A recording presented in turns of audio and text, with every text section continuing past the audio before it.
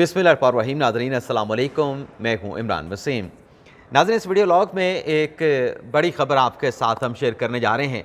ख़बर नाज़रीन ये है कि सुप्रीम कोर्ट के 5 रुकनी लार्जर बेंच ने, जिसको chief justice of Pakistan justice Qazi Faez Isa head कर रहे थे, इस बेंच की जानिब से साबिक़ वज़ीर आज़म इमरान खान को तलबी का नोटिस जारी कर दिया गया है। और ये नोटिस नाज़रीन सुप्रीम कोर्ट ने जो नैब तरमीम के फ़ैसले को सुप्रीम कोर्ट में वफाकी हुकूमत की जानिब से चैलेंज किया गया था, आर्टिकल 184(3) के फ़ैसले पर जो पहली बाज़ाब्ता अपील वफाकी हुकूमत ने दायर की थी, उस पर 5 रुकनी बेंच ने पहली समाअत करते हुए ये नोटिस चेयरमैन तहरीक इंसाफ इमरान खान को जारी किया है। ना सिर्फ नोटिस जारी करने का फ़ैसला इस अदालती कार्रवाई में सामने आया है, बल्कि आज की प्रोसीडिंग का जो हुक्मनामा है उसे भी जेल सुपरिटेंडेंट अडयाला जेल के बजरिया जो है वो इमरान खान साहब को जेल में ऑर्डर भिजवाने का फ़ैसला भी अदालत की जानिब से सादिर फरमाया गया है। सुप्रीम कोर्ट में होने वाली इस अहम समाअत का जो अहवाल है कि क्यों सुप्रीम कोर्ट की जानिब से चेयरमैन पीटीआई इमरान खान को इस केस में नोटिस जारी किया गया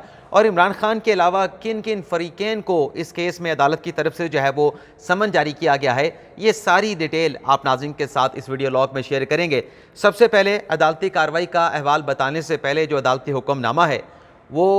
उसमें क्या कहा गया है उसकी डिटेल आपके साथ हम शेयर करते हैं। नाज़रीन, फैसले में कहा गया है कि जो वफाकी हुकूमत के वकील हैं मखदूम अली ख़ान, वो तो आज अदालत में पेश नहीं हुए। उनकी तरफ से जो उनके जूनियर वकील थे साद हाशमी साहब, उनकी तरफ से ये बताया गया कि जो मखदूम अली ख़ान साहब हैं वो 3 नवंबर तक जो है इल्तवा पे हैं। सुप्रीम कोर्ट ने उन्हें इल्तवा की इजाज़त दे रखी है और इस वक्त वो पेरिस में मौजूद हैं और वो वापस जो तहरीरी दरख्वास्त दायर की गई कि उन्होंने केस की समाअत का जब पता चला, इस अपील की समाअत का जब पता चला तो उन्होंने वापस आने की भरपूर कोशिश की, लेकिन उनको वापस आने का टिकट नहीं मिल सका। तो आज साद हाशमी साहब पेश हुए। उनकी तरफ से अदालत को कहा गया कि ये जो नैब तरमीम से मुतल्लिक सुप्रीम कोर्ट ने फैसला दिया है, उस वक्त प्रैक्टिस एंड प्रोसीजर कानून आ चुका था और उस कानून के मुताबिक जो आइन की तशरीह के मामला थे उस पर 5 रुकनी बेंच एटलीस्ट बनना चाहिए था। कम अज़ कम 5 रुकनी बेंच को इमरान खान की जो नैब तरमीम की दरख्वास्त है उस पर जो है वो समाअत करके फ़ैसला सादर फरमाया जाना चाहिए था। वफाकी हुकूमत के जो वकील हैं मखदूम अली ख़ान के जूनियर वकील साद हाशमी ने कहा कि क्योंकि इस केस में 5 रुकनी बेंच ने समाअत ही नहीं की तो ये फिर कानून के मुताबिक जो है फ़ैसला नहीं दिया गया और इस बात को अदालती ऑर्डर में शामिल किया गया और पूछा गया जो फ़ारूक एच नाइक अदालत में पेश हुए, अटॉर्नी जनरल पेश हुए, कि क्या आप ये जो कंटेंशन है वफाकी हुकूमत के वकील मखदूम अली ख़ान के जूनियर वकील की, क्या आप इसके साथ एग्री करते हैं? तो फ़ारूक एच नाइक ने, अटॉर्नी जनरल ने इन प्लीडिंग के साथ, इन दलाइल के साथ एग्री किया और फिर आगे अदालत में कहा गया कि जो फ़ारूक एच नाइक साहब हैं उन्होंने भी अलग से अपनी एक अपील जो है नैब तरमीम के खिलाफ जो फैसला है उसमें दायर कर रखी है, जिस पर रजिस्ट्रार ऑफिस की जानिब से नंबर लगाया गया है। कोई एतराज़ उस अपील पर नहीं लगाया गया और इसमें यह भी कहा गया कि चूँकि 2 नज़रसानी की दरख्वास्तें भी दायर की थी फ़ारूक एच नाइक ने तरमीम के फ़ैसले के खिलाफ, वो उन्होंने वापस ले ली हैं और आगे चल के अदालत ने जो ऑर्डर डिक्टेट किया उसमें यह कहा गया कि चूँकि ये दरख्वास्तों पर हम समाअत इसलिए आगे नहीं बढ़ा पा रहे कि चूँकि प्रैक्टिस एंड प्रोसीजर कानून जो है उस पर अदालत ने मुख्तसर फ़ैसला तो दिया था लेकिन तफसीली फ़ैसला अभी आना बाकी है। और अदालती ऑर्डर में कहा गया है कि चूँकि वफाकी हुकूमत के वकील ने प्रैक्टिस एंड प्रोसीजर कानून का जो सेक्शन 4 है उसके हवाले से बड़ा अहम नुक्ता उठाया है, तो जब तक वो तफसीली फ़ैसला नहीं आ जाता इस केस को हम फर्दर प्रोसीड नहीं कर सकते। तो हम ये कर रहे हैं कि जब तक वो तफसीली फ़ैसला प्रैक्टिस प्रोसीजर केस का फुल कोर्ट का नहीं आ जाता इस केस की समाअत को मुलतवी कर रहे हैं। लेकिन इसी दौरान अदालत ने यह भी कहा कि जो फरीकैन हैं जिसमें इमरान खान हैं उनको नोटिस जारी किया जाता है। इमरान खान के साथ जो अटॉर्नी जनरल हैं उन्हें अदालती मामलत का 27A का नोटिस जारी किया जाता है और इसके साथ साथ जो सूबाई एडवोकेट जनरल हैं, सूबे हैं, वफाक है, जो सुबह अपना इस्लामाबाद के एडवोकेट जनरल हैं उन्हें भी नोटिस किया जाता है और इसके साथ साथ नैब को भी अदालत की जानिब से समन कर दिया गया है, नोटिस कर दिया गया है। अब ये जो समन है, तलबी का जो नोटिस है, इसमें ज़रूरी नहीं है कि जिस शख्स को नोटिस किया गया है वो ज़ाती हैसियत में पेश हो, वो असालतन वकालतन यानी अपने वकील के ज़रिए भी अदालत में अपनी नुमाइंदगी को यकीनी बना सकता है। तो ज़ाहिर सी बात है कि इस केस में अगर इमरान खान साहब ने दोबारा से ख्वाजा हारिस साहब की खिदमात हासिल की तो फिर खान साहब को क्या करना होगा इसकी डिटेल भी आपको बताएंगे, बड़ा अहम नुक्ता है। लेकिन इस फैसले में नाज़रीन ये भी कहा गया कि अदालत के सामने ये कहा गया दरख्वास्त गुजारों की तरफ से कि जो तरमीम से मुतल्लिक, नैब तरमीम से मुतल्लिक सुप्रीम कोर्ट ने फैसला दिया उसमें फर्स्ट एंड सेकंड अमेंडमेंट का जो जायज़ा लिया गया, लेकिन जो थर्ड अमेंडमेंट्स थी उसका जायज़ा नहीं लिया गया। अथर मिनल्ला साहब ने कहा दौरान समाअत जो है कि जब आप 2 तरमीम का जायज़ा ले रहे थे तो फिर तीसरी तरमीम का भी सुप्रीम कोर्ट के बेंच को जायज़ा लेना चाहिए था। 2 तरमीम का जायज़ा लेके और तीसरी तरमीम को छोड़ देना, सुप्रीम कोर्ट इस पर कैसे फैसला दे सकती थी। लेकिन बहरहाल अदालत में आज जो अपने फ़ारूक एच नाइक थे उनकी तरफ से कहा गया कि आप ऐसा करें कि जो नैब तरमीम से मुतल्लिक सुप्रीम कोर्ट का फैसला उसको सस्पेंड कर दें। लेकिन सुप्रीम कोर्ट के 5 रुकनी लार्जर बेंच ने, जिसमें जस्टिस अमीनुद्दीन खान हैं, जस्टिस जमाल खान मंदुखेल हैं, जस्टिस अथर मिनल्ला हैं और जस्टिस हसन रज़ा रिजवी हैं, उनकी जानिब से कहा गया कि फैसले को हम सस्पेंड नहीं कर सकते। अलबत्ता ये इस्तदा फैसले को मुअत्तल करने की अदालत ने मुस्तरद करते हुए तमाम ट्रायल कोर्ट्स को यह कह दिया है कि आप ज़मानतें तो लें, जो मुल्ज़मान हैं उन्हें ज़मानतें लें, उनकी ज़मानतों की दरख्वास्तों पर समाअत करें, लेकिन जो भी आपके सामने केस आया है, जो रेफरेंस है, उस पर आप हतमी फ़ैसला नहीं करेंगे। आपका जो भी हतमी फ़ैसला है वो सुप्रीम कोर्ट के इस केस के फ़ैसले के साथ मशरूत होगा और इस केस की समाअत को गैर मुइना मुद्दत तक जो है वो मुलतवी कर दिया गया है। ये तो था नाज़रीन जो ऑर्डर है, वो ऑर्डर की डिटेल आपके साथ हमने शेयर की। अब आ जाते हैं कि अदालत में क्या हुआ, क्या रिमार्क्स दिए गए, क्या दलाइल दिए गए। तो 11:30 बजे का वक्त था। 11:50 पर अदालती कार्रवाई का आगाज़ हुआ तो बताया गया अटार्नी जनरल की जानिब से कि मखदूम अली ख़ान जो कि फेडरेशन के वकील हैं वो जनरल एडजमेंट पे हैं और उन्हें यह इतला उस वक्त मिली जब वो पेरिस में पहुंच चुके थे 28 अक्टूबर को। तो 27 को जो है वो यहाँ से रवाना हुए थे, 28 को उन्हें ये इतला मिली तो वो वापस नहीं आ सकते। तो काजी फैसल साहब ने इस पर इस्तफसार किया कि सिर्फ वफाकी हुकूमत की अपील के अलावा दीगर कितनी दरख्वास्तें हैं। तो फ़ारूक एच नाइक रोस्टरूम पे आए, उनकी जानिब से कहा गया कि मैंने कुछ दरख्वास्तें इस केस में दायर की हैं, एक अपील भी मैंने दायर की है। तो उनसे पूछा अदालत ने कि कौन कौन सी दरख्वास्तें किसकी तरफ से दायर की गई हैं। तो फ़ारूक एच नाइक की जानिब से बताया गया कि ज़ुहैब अहमद सदीकी मेरे क्लाइंट हैं, उनकी तरफ से मैंने अपील दायर की है और हम चूँकि मुतासरा फरीक हैं, जब ये नैब तरमीम का फैसला दिया गया हमें सुना नहीं गया, हमें नोटिस नहीं किया गया, हमें पार्टी नहीं बनाया गया, तो हम इस केस में मुतासरा फरीक हैं। तो काजी फैसल साहब ने फ़ारूक एच नाइक से पूछा कि आपके क्लाइंट का जो रेफरेंस था एहतसाब अदालत में उसका क्या बना। तो उस पर फ़ारूक नाइक के बताने से पहले काजी फैसल साहब ने दूसरा सवाल पूछ लिया कि क्या आप जो नैब तरमीम का सुप्रीम कोर्ट का फैसला है उसको आप सपोर्ट करते हैं या सपोर्ट नहीं करते। तो इस पर नाइक साहब ने कहा कि मैं नैब तरमीम के फैसले के खिलाफ आया हूँ, मैं इस फैसले को सपोर्ट नहीं करता। जब नैब तरमीम आई थी तो हमारा जो रेफरेंस था जो कि एहतसाब अदालत में था वो एंटी करप्शन को रेफ़र कर दिया गया था, लेकिन सुप्रीम कोर्ट के इस फैसले के बाद वो रेफरेंस एंटी करप्शन से दोबारा जो है वो नैब अदालत में दोबारा जो है भिजवा दिया गया। काजी फैसल साहब ने कहा कि इस केस में ख्वाजा हारिस साहब की दरख्वास्त भी आई थी, वो क्या कहते हैं। और फिर काजी फैसल साहब को बताया गया कि जो ख्वाजा हारिस साहब हैं वो चूंकि इमरान खान साहब के वकील थे, उनकी तरफ से दरख्वास्त आई। तो काजी फैसल साहब ने कहा अच्छा चले, मैंने ये समझा था कि ख्वाजा हारिस साहब भी शायद इस केस में फ़रीक बनना चाहते हैं। काजी फैसल साहब ने कहा कि पूछा, जो सामने अटार्नी जनरल मौजूद थे, फ़ारूक एच नाइक मौजूद थे और साद हाशमी साहब मौजूद थे, कि नैब तरमीम में अब अकलीती फ़ैसला यानी मंसूर अली शाह साहब का भी इख्तलाफी नोट आ गया है, क्या आपने वो पढ़ा है। तो सब ने कहा कि बिल्कुल हमने वो पढ़ा है। इसके बाद नाइक साहब ने कहा कि मैंने इस केस में अपील के साथ साथ 2 नज़रसानी की दरख्वास्तें भी दायर की थी, एक अब्दुल जब्बार की तरफ से, एक बिशारत साहब की तरफ से। वो दरख्वास्तें अगर आप कन्वर्ट कर दें अपील में तो ठीक है, अदरवाइज़ मैं उनको वापस ले लेता हूँ। तो काजी फैसल साहब ने उनसे कहा कि नज़रसानी में आपको पता है कि जो दायरा सुप्रीम कोर्ट का होता है वो बड़ा महदूद होता है, तो आप ऐसा करें कि वो वापस ले लें और अगर आपने अपील दायर करनी है वो वापस लेके नज़रसानी की दरख्वास्तें तो आप अपील दायर कर सकते हैं। तो नाइक साहब ने कहा कि मैं रिव्यू वापस लेके अपील दायर कर दूँगा, मुझे इस केस में पार्टी बनाया जाए। काजी फैसल साहब ने कहा कि क्या आपको इस केस में पार्टी बनाए बगैर आपकी हमको मामलत नहीं मिल सकती। और फिर काजी फैसल साहब ने पूछा कि क्या मखदूम अली ख़ान साहब के कोई और असिस्टेंट मौजूद हैं। तो साद हाशमी साहब ने कहा कि मैं मौजूद हूँ, मैं उनकी तरफ से आप जो पूछेंगे मैं वो बता देता हूँ। तो काजी फैसल साहब ने उनसे बड़ा अहम नुक्ता बताया कि आपने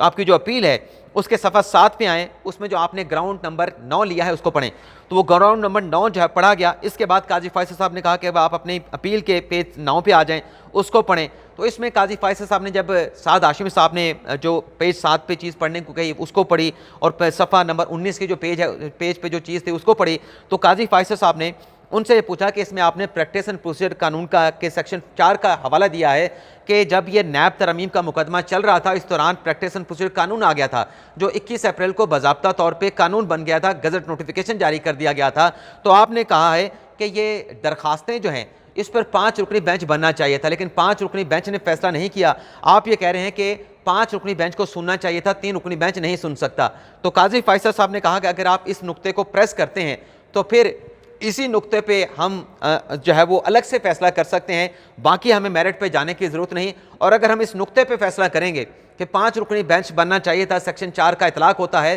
तो फिर नैब तरमीम से मुतल्लिक जो के खिलाफ जो दरखास्तें आई थी, इमरान खान साहब की जो दरखास्त थी वो दोबारा से बहाल हो जाएगी, दोबारा से उस पर जो है प्रोसीडिंग करना पड़ेगी, नए सिरे से अदालती कार्रवाई का आगाज़ होगा। तो इस पर साद हाशमी साहब ने कहा कि ये जो प्रैक्टिस एंड प्रोसीजर कानून का हमने नुक्ता उठाया है, इसको हम प्रेस करेंगे, इसको हम जो है वो इससे हम विड्रॉ नहीं कर रहे, इस चीज़ को हम कंटेस्ट करेंगे। फिर काजी फायसा साहब ने कहा कि फिर इस नुक्ते पर हम इस सारे केस को सुन लेते हैं, फिर हमें इस केस में मेरिट को टच करने की ज़रूरत नहीं, लेकिन अगर इसमें पॉजिटिव फैसला है तो फिर 5 रुकनी बेंच नया बनेगा और नए सिरे से दरखास्त के ऊपर समाअत का आगाज़ होगा। अटॉर्नी जनरल से पूछा गया कि आप क्या कहते हैं। अटॉर्नी जनरल साहब ने भी कहा कि मैं भी इस नुक्ते को सपोर्ट करता हूं कि 5 रुकनी बेंच को नैब तरमीम का जो केस है उसको सुनना चाहिए था। फिर काजी फायसा साहब ने एक और बड़ा नुक्ता उठाया कि देखें प्रैक्टिस एंड प्रोसीजर कानून जो है उस पर फुल कोर्ट ने समाअत की थी, फुल कोर्ट ने समाअत करने के बाद अपना जो मुख्तसर फैसला था वो तो अनाउंस कर दिया था, लेकिन अभी तफसीली फैसला नहीं आया। तो इस नुक्ते पर अगर आपने एड्रेस करना है तो हमें तफसीली फैसले का भी इंतजार करना पड़ेगा प्रैक्टिस एंड प्रोसीजर कानून का,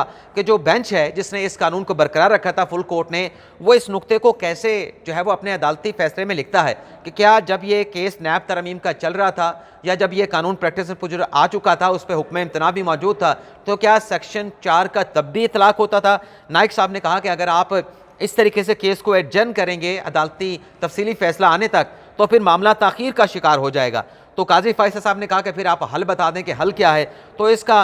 हल नाइक साहब ने बताया कि हम इस केस को आर्गू करना चाहते हैं। काजी फायसा साहब ने कहा कि अगर आर्गू करना है तो फिर ये जो नुक्ता है जो वफाकी हुकूमत की अपील में मौजूद है, ये नुक्ता आपको वापस लेना पड़ेगा, क्योंकि फिर अगर ये नुक्ता मौजूद रहेगा तो हमने ये देखना है कि क्या सेक्शन 4 का इतलाक उस वक्त होता था जब नैब तरमीम का केस सुना जा रहा था। तो तब अगर हम ये करार देते हैं कि ये सेक्शन 4 का इतलाक होता है तो फिर तो 5 रुकनी बेंच इस केस को सुन सकता था। तो इस पर काजी फायसा साहब ने भी कहा कि बहुत ज़्यादा समातें हुई नैब तरमीम के केस में, हम 2-3 समातों में इस केस का जो है वो फैसला कर देंगे। अटॉर्नी जनरल साहब ने कहा कि ये जो सुप्रीम कोर्ट ने नैब तरमीम में फैसला दिया है इसमें बड़ी पेचीदगियाँ, बड़े मसाइल और मुश्किलात आ रही हैं। अटॉर्नी जनरल साहब ने कहा कि जो सुप्रीम कोर्ट का फैसला है उसमें बहुत सारी ऐसी नैब तरमीम है जो सियासतदानों की हद तक तो ख़त्म कर दी गई, लेकिन ब्यूरोक्रेट्स की हद तक उन तरमीम को बरकरार रखा गया। तो ऐसे नैब के केसेस है जिसमें सियासतदान भी हैं, जिसमें ब्यूरोक्रेट्स भी हैं, मुश्तरका IQs हैं, तो उनमें बहुत सारे मसाइल जो है वो एहतसाब अदालतों को फेस करने पड़ रहे हैं। इसके बाद अतर मिनल्ला साहब ने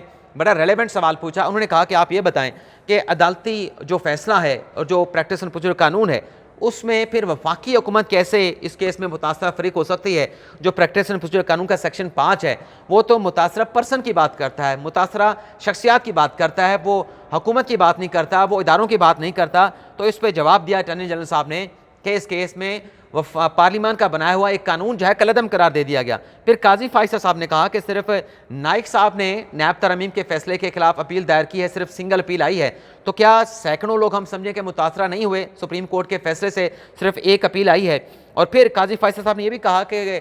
जो नैब तरमीम आई थी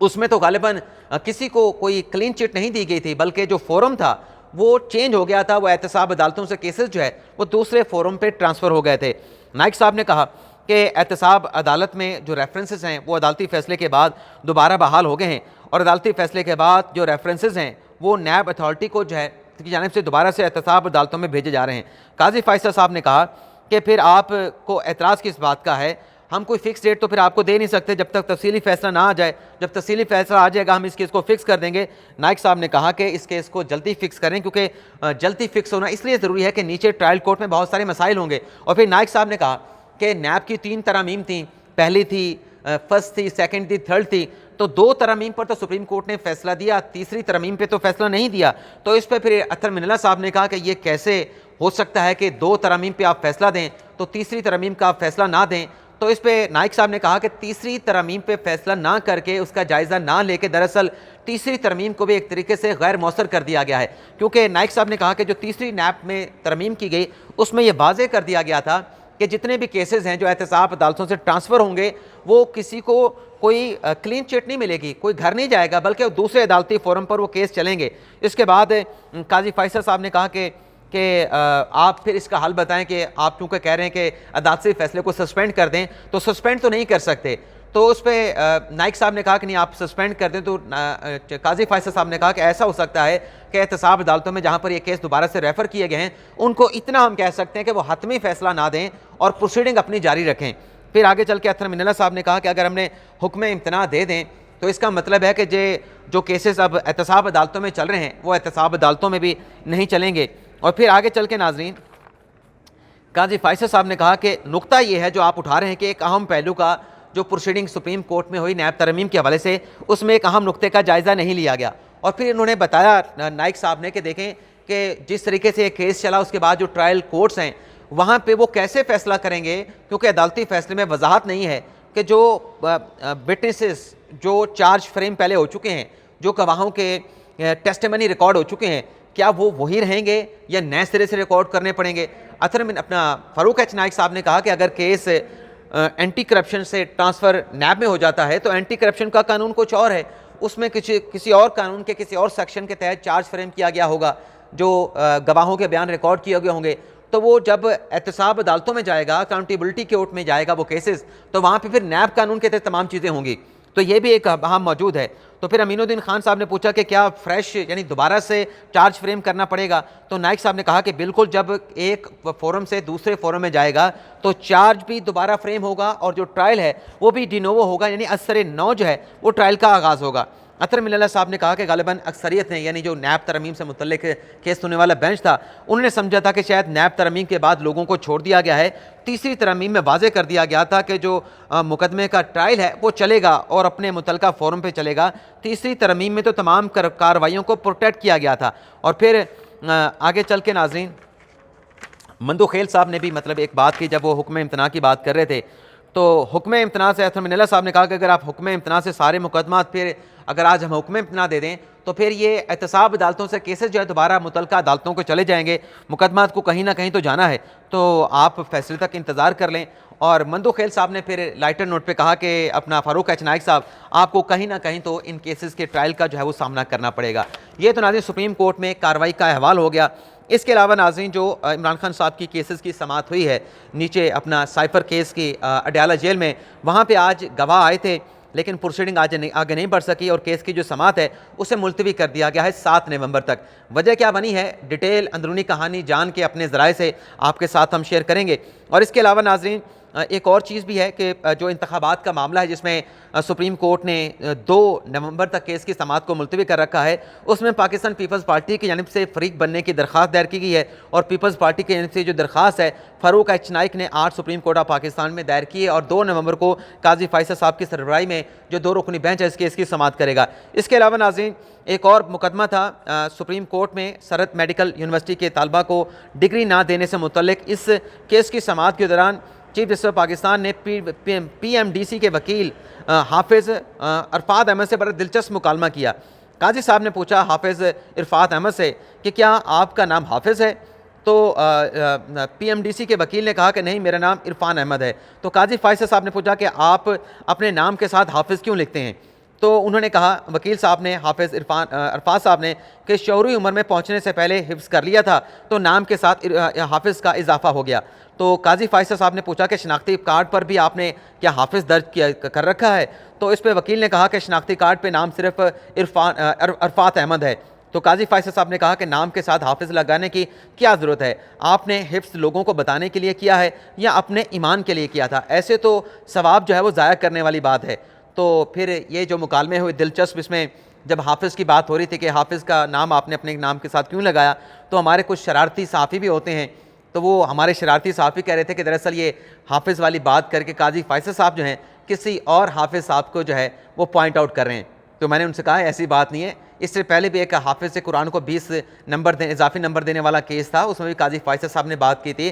कि हाफिज़ से कुरान को अगर इजाफी नंबर देंगे तो जो हमारे मुल्क के अकलीती हैं, अकलीती बरादरियाँ हैं, अगर वो अपनी जो मतलब ईसाइयों की बात की थी, अगर वो अपनी अंजील को हिफ्ज़ कर लेते हैं तो क्या उनको भी 20 नंबर इजाफी नहीं मिलने चाहिए? बल्कि उन्होंने कहा था कि आर्टिकल जो 25 है वो तो इम्तियाजी सलूक की बात करता है, तो किसी को भी इजाफी नंबर देना कि हिफ्ज़ कर लिया है तो ये गैर मुनासिब बात थी। तो आप जो इशारा कर रहे हैं कि ये कोई पिंडी की तरफ हाफिज़ के पिंडी वाले हाफिज़ साहब की तरफ कोई इशारा कर रहे थे अपने काजी फैसल साहब, तो ऐसी बात नहीं थी। लेकिन बहरहाल इस केस में जो डिग्री ना देने का मामला था, इसमें PMDC का जो केस था उसको बहाल किया और फिर यूनिवर्सिटियों के हवाले से काजी फैसल साहब ने बड़े अहम रिमार्क्स दिए। काजी फैसल साहब ने कहा कि पाकिस्तान में कितनी यूनिवर्सिटियाँ हैं, पाकिस्तान में न्यूयॉर्क और लंदन से ज़्यादा यूनिवर्सिटियाँ हैं। मुल्क में इमारत दस्तयाब हो ना हो, बस यूनिवर्सिटियाँ बना देते हैं। कुछ लोगों ने यूनिवर्सिटीज़ बनाने की काविश की थी, पता नहीं उनका क्या बना। और फिर अदालत ने इस केस में फ्रीकैन को इजाफी जो डॉक्यूमेंट्स हैं वो जमा कराने का वक्त देते हुए केस की समाअत को मुलतवी कर दिया। तो ये नाज़रीन हमारा वीडियो लॉग जिसमें सुप्रीम कोर्ट में होने वाली अहम समाअत का अहवाल आपके साथ हमने शेयर किया।